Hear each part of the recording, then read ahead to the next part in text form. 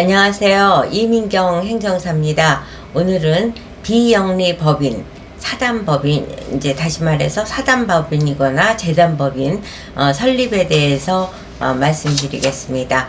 좋아요, 구독, 알림 잘 부탁드립니다. 비영리법인이라는 것은 이제 민법에 근거해서 설립될 수 있는 것이고, 법으로 인정하는 법적으로 부여된 인격체, 그러니까 인간이 할 수 있는 행위를 법으로 인정한 이 법인이 인격체가 이제 각종 활동을 할 수 있는 거죠. 그렇기 때문에 비영리 법인, 다시 말해서 사단법인이거나 재단법인인 경우에는 어떤 목적의 사업을 할 것인지를 결정하는 게 가장 우선순위입니다. 그 어떤 목적의 사업을 하는가에 따라서 해당 소관 부처 내지는 소관과가 정해지기 때문에 그걸 결정하는 것이 가장 중요하죠. 그래서 예를 들어서 스포츠와 관련한 거다. 그러면 부처로, 중앙부처로 따지면 문화관광부에 해야 되겠고, 지자체인 경우에는 스포츠 관련 과에 등록을 하시면 됩니다. 그 다음에 이제 장학재단이다. 그러면 교육과 관련된 거겠죠. 그리고 타투협회다. 이러면 이제 이럴 때 행정사의 어떤 창의적인 생각이 불가능을 가능으로 만들 수 있는 로드맵을 만드는 능력이 이제 파악이 되는 케이스죠. 타투다 그러면 이제 타투협회에서 협회를 만들고 타투와 관련한 산업 발전 내지는 타투인의 동호 관계를 유지하기 위해서 협회를 만든다. 그러기 위해서 사단법인을 만든다고 했을 때 타투가 이제 어떤 아트에 해당돼서 문화관광부로도 들어갈 수 있고, 그 염료를 사용하는 어떤 제조 과정을 고려했을 적에는 식약청이 될 수도 있고, 또 타투라는 염료의 산업 개발이라면 산자부가 될 수도 있고, 근데 이것들이 다 규제를 받을 수 있는 요소가 있습니다.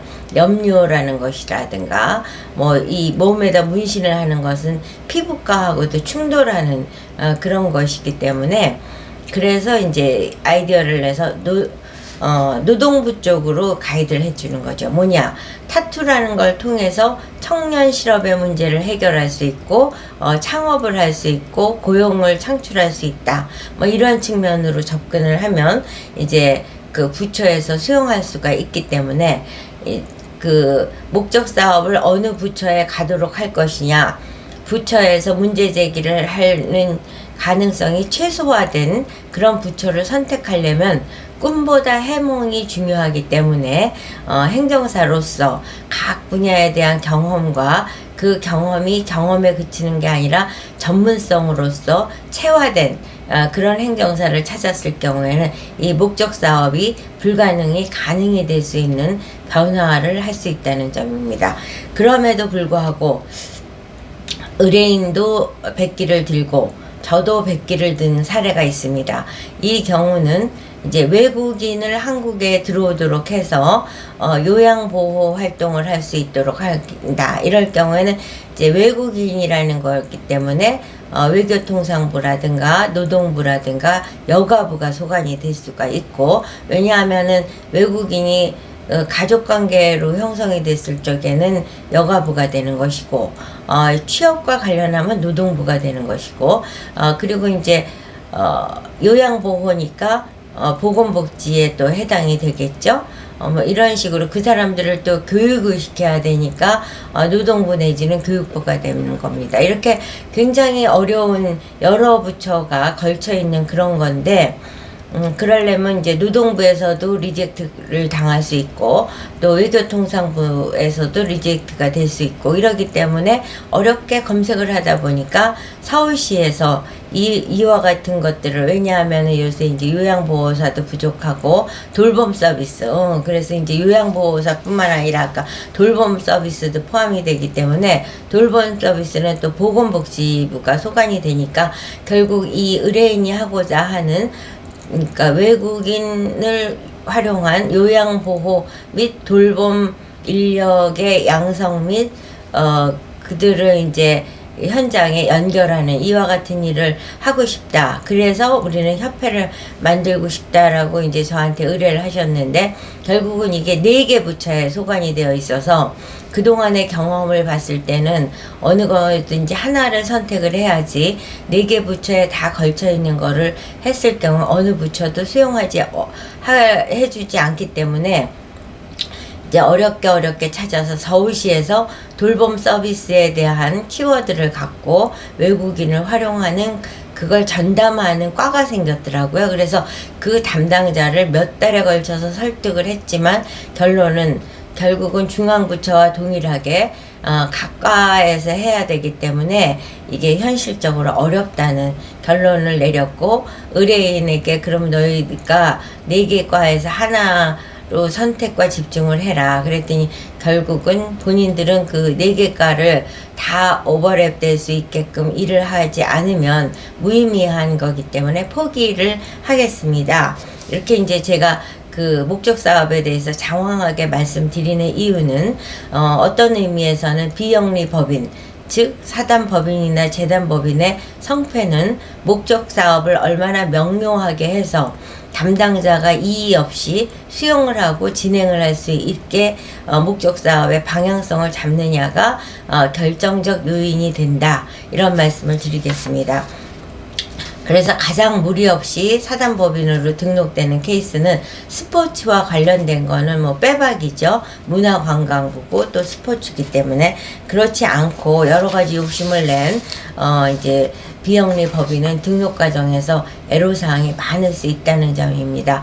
예를 들어서 또 한 분은 상담만 하다가 이제 스스로 포기를 하신 경우가 이끼와 관련한 겁니다. 이끼를 활용해서 농림수산부 쪽에서 여러 가지 분야에서 활용할 수 있는 이끼와 관련 분야 사람들이 협회를 만들고 싶어 했는데, 이 이끼라는 게 농작물도 아니고 굉장히 해석이 애매한 그런 생산물이다 보니까 본인들은 그 해당 과에서 다 협의가 됐기 때문에 상관이 없다, 될 수 있습니다. 그래서 좀 어려울 것 같은데요 했는데, 결국은 본인들이 해당 과하고 깊이 있게 상담하는 과정에서 어렵다는 판단을 하신 것 같습니다. 이와 같이 목적 사업이 어떤 것이냐에 의해서 거의 다 결과가 나왔다 할 정도로 목적 사업을 조율하는 것이 가장 중요하다는 말씀을 드리고, 이렇게 이제 목적 사업이 정해졌다. 그러면 이제 재단법인이 자금을 근거로 해서 한다면은 사단법인은 회원을 근거로 해서 하는 거기 때문에 회원에 대한 자료가 아주 중요한 자료입니다. 그리고 이제 자본금, 기본 재산이 한 2,500에서 5천만 원 정도 지자체별로 좀 다르게 되어 있고, 그리고 이제 회원을 중심으로 해서 이와 같이 목적 사업에 대한 동의를 했느냐, 의견 개진의 절차가 있었느냐를 확인하는 총회 회의록이 필요하고, 또 그 총회를 방향을 잡아가는 정관이 필요하고, 총회를 소집했다는 근거 문서가 필요하고, 참석자들이 모두 사인을 했다는 참석자 명단이 필요하고, 이와 같이 이제, 그리고 이와 같은 사업을 할 공간은 확보되었는지 임대차 계약서가 중요하고, 이런 식으로 이제 그 방향을, 목적이 정해졌다 하면은 총회를 열었는지, 회원은 있는지, 회원이 참석했는지, 그 공간을 확보되었는지, 이와 같은 협회를 운영하는 임원들은 모든 것에 동의하고 적극적으로 참여할 의지를 보이고 있는지를 확인하는 것이 포인트다 라고 생각을 하시면 될 것이고, 그러한 포인트를 확인하기 위해서 어떤 문서를 요구하고 있는지 간략하게 소개해 드리면 다음과 같습니다.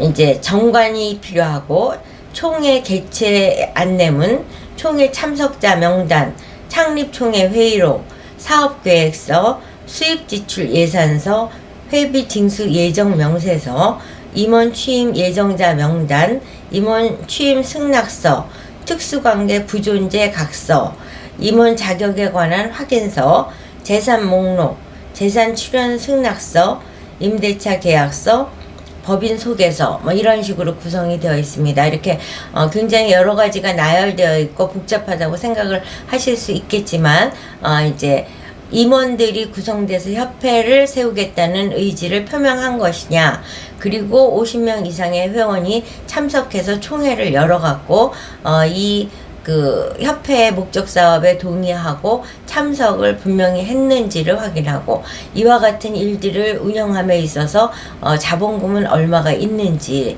그 다음에 사무실은 있는지, 요거를 확인하기 위해서 필요 문서를 제출을 요구하는 겁니다. 따라서 비영리 법인 등록에 있어서는 담당 공무원의 해석과 수락이 가장 중요하기 때문에, 어떤 면에서는 이제 저희와 같이 경력이 22년 이상 된, 그러니까 뭐 10년이 됐든 어쨌든 경력직 행정사, 공무원을 경력을 한 행정사는 이제 공무원들 간의 대화가 아무래도 원만하기 때문에 비영리 법인은 어느 등록 업무보다도 이 공무원 경력이 효력을 발휘할 수 있는 아주 중요한 업무라는 점을 강조해 드립니다. 그래서 이제 저는 22년 동안 공무원 생활을 했고, 그와 같은 거에 의해서 공감대가 형성이 되다 보니까 비영리 법인의 성공 사례를 많이 보유하고 있습니다. 비영리 법인 등록을 원하시는 의뢰인이라면 언제고 연락을 주시면 최선을 다해서 등록 처리해 드리겠습니다. 여러분 좋아요, 구독, 알림 잘 부탁드립니다.